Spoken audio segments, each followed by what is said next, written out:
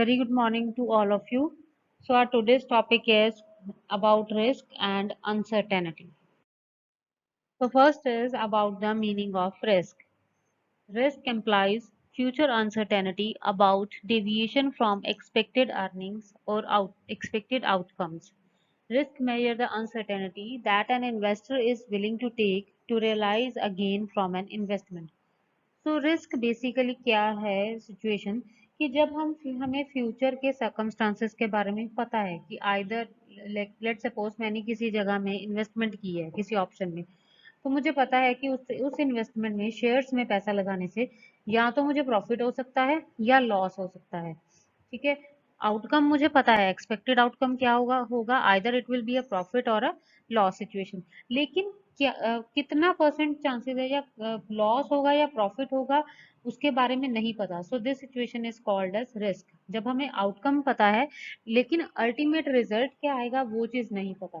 ठीक है, आउटकम की दो ही ऑप्शंस हैं, आइदर प्रॉफिट और लॉस, लेकिन हमें क्या मिलेगा, प्रॉफिट या लॉस, वो चीज नहीं पता। तो उस सिचुएशन को हम कह देते हैं that we are in a situation of a risk. Next is uncertainty.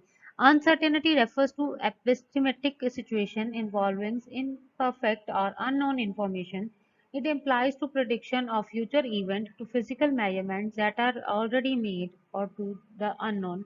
Uncertainty arises in partially observable and stochastic environment as well as due to ignorance, indolence or both.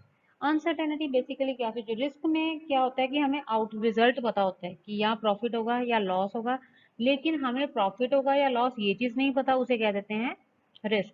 Uncertainty में हमें future outcome के बारे में बिल्कुल पता ही नहीं होता कि क्या होगा, फ्यूचर आउटकम आएगा क्या। So that situation is called as uncertainty. Next is about the difference between the risk and uncertainty. Meaning में क्या है, द प्रोबेबिलिटी ऑफ विनिंग और losing something worthy is known as risk. जेट let suppose investment की है हमने shares में, 60% chance है कि हमें प्रॉफिट होगा, 40% चांसेस है कि हमें लॉस हो सकता है। सो हमें प्रोबेबिलिटी ऑफ विनिंग और लूजिंग दोनों की हमें लेवल पता है, प्रोबेबिलिटी पता है, तो उसे हम कह देते हैं risk. Uncertainty implies a situation where the future events, uncertainty में वो होती है सिचुएशन जब हमें फ्यूचर के इवेंट के बारे में बिल्कुल भी पता नहीं है, कुछ भी नहीं पता कि हमें प्रॉफिट होगा लॉस होगा, कोई भी सिचुएशन के बारे में बिल्कुल भी पता नहीं है, that is called uncertainty. So risk can be measured, risk को हम मेजर कर सकते हैं लेकिन अनसर्टेनिटी को हम मेजर नहीं कर सकते। Chances of outcomes are known, risk के केस में आपको आउटकम पता होता है कि रिजल्ट क्या आएगा, प्रॉफिट या लॉस, लेकिन अनसर्टेनिटी में आपको रिजल्ट के बारे में कोई भी इंफॉर्मेशन नहीं होती। Next is about control. Risk को हम कंट्रोल कर सकते हैं, अनसर्टेनिटी को कंट्रोल नहीं कर सकते। रिस्क को मिनिमाइज भी कर सकते हैं, अनसर्टेनिटी को मिनिमाइज नहीं। अनसर्टेनिटी में हमें अगर कुछ पता ही नहीं है तो उसको कैसे मिनिमाइज कर सकते हैं।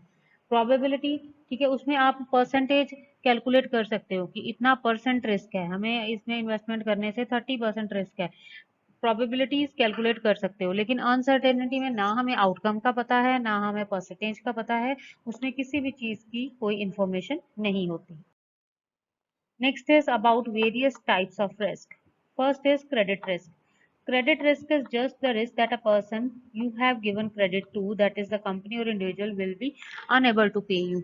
Credit risk क्या होता है कि हमने जहाँ पे पैसा इन्वेस्ट किया है, जिस कंपनी को हमने पैसा दिया है, वो हमें वो पैसा वापस करने की कंडीशन में नहीं है, तो हमारा पैसा डूब जाएगा।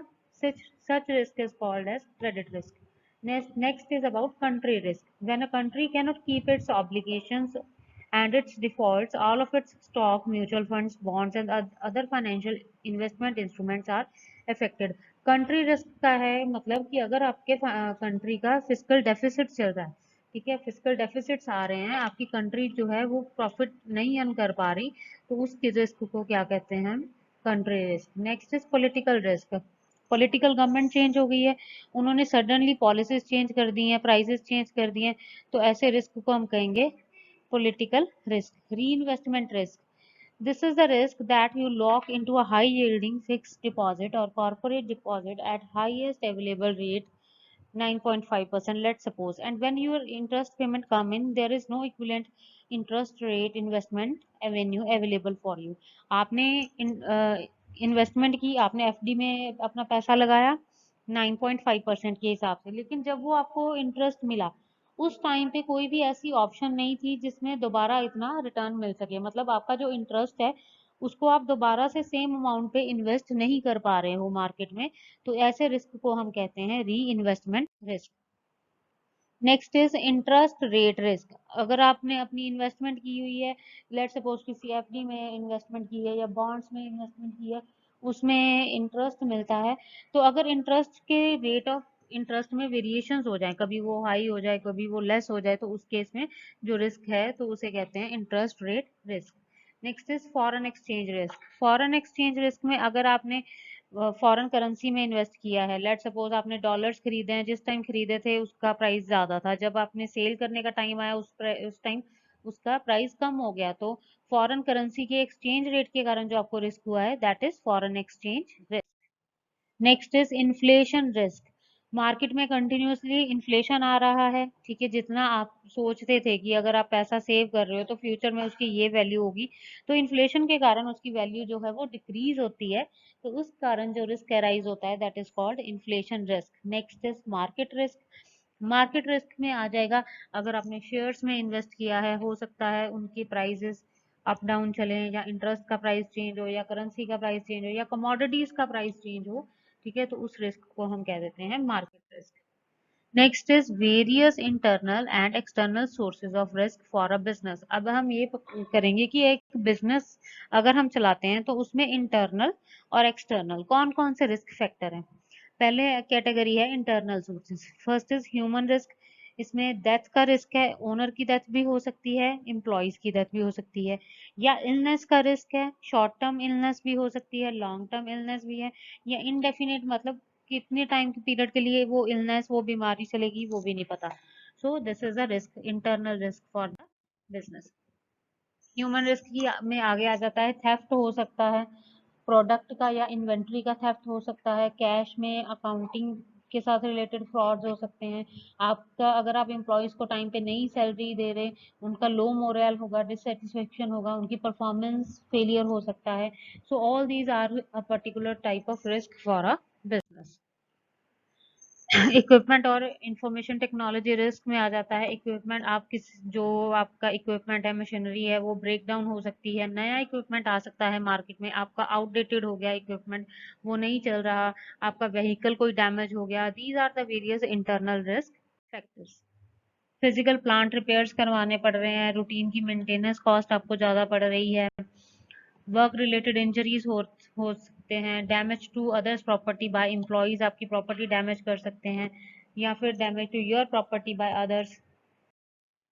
कैश फ्लो आपके चेंज हो गए हैं, अनएक्सपेक्टेड जो आपने सोची नहीं थी वैसी कॉस्ट आपकी इंक्रीज हो गई है, लॉस ऑफ क्रेडिट लाइन, जहाँ जहाँ से आपको उधार पे पैसा मिल रहा था वो सोर्स आपका खत्म हो गया, वो अब आपको पैसा नहीं दे रहे। Expenses to establish credit lines, या फिर क्रेडिट लाइन एस्टैब्लिश करने के लिए हमें बहुत सारा खर्चा करना पड़ रहा है। So these all the extra burdens of cost will be considered as internal factors of risk. Next आ जाते हैं एक्सटर्नल फैक्टर्स, जो ऑर्गेनाइजेशन के एक्सटर्नल एनवायरनमेंट के साथ रिलेटेड है।